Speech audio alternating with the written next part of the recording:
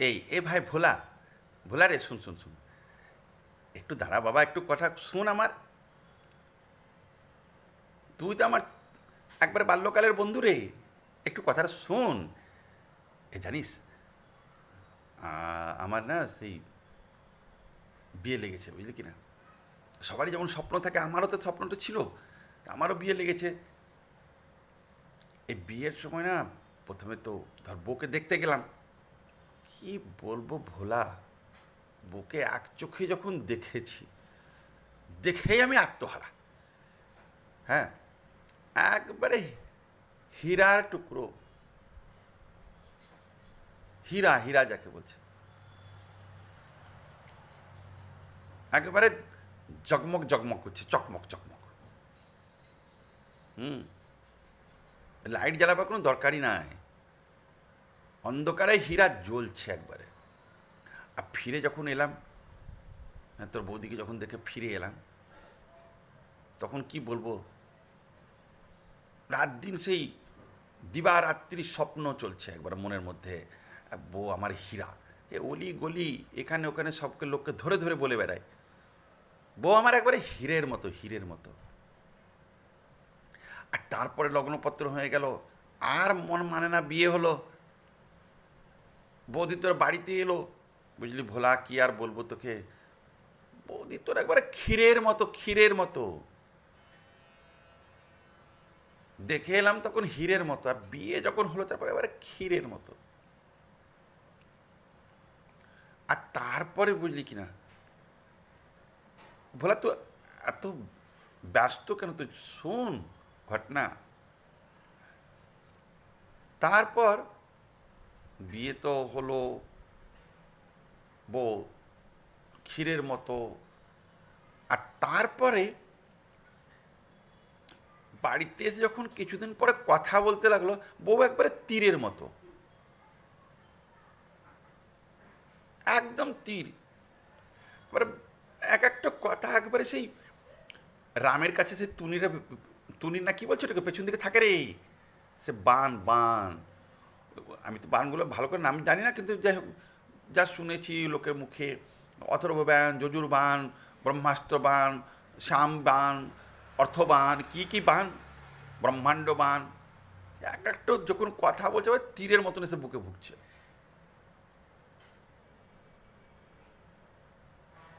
বুঝলি ভোলা, শোন। আর তারপরে কি হলো জীবনটা জানিস তো? প্রথমে বউ ছিল আমার হীরের মতো, বিয়ে করার পরে হলো ক্ষীরের মতো, কথা বলছে তখন তীরের মতো, আর জীবনটা হয়ে গেল পুরা ফকিরের মতো। এখন ফকির, লালন ফকির।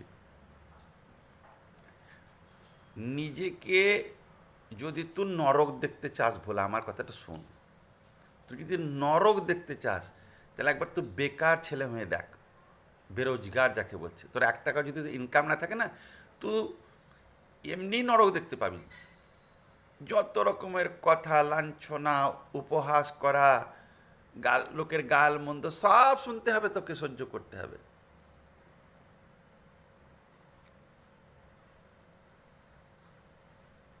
মানে সেই অ্যাকচুয়ালি তোর বৌদির সঙ্গে যেটা বিয়েটা হয়েছিল না, একটু হালকা হালকা আমার প্রেম ছিল অ্যাকচুয়ালি, বাস্তবিক একটু প্রেম ছিল।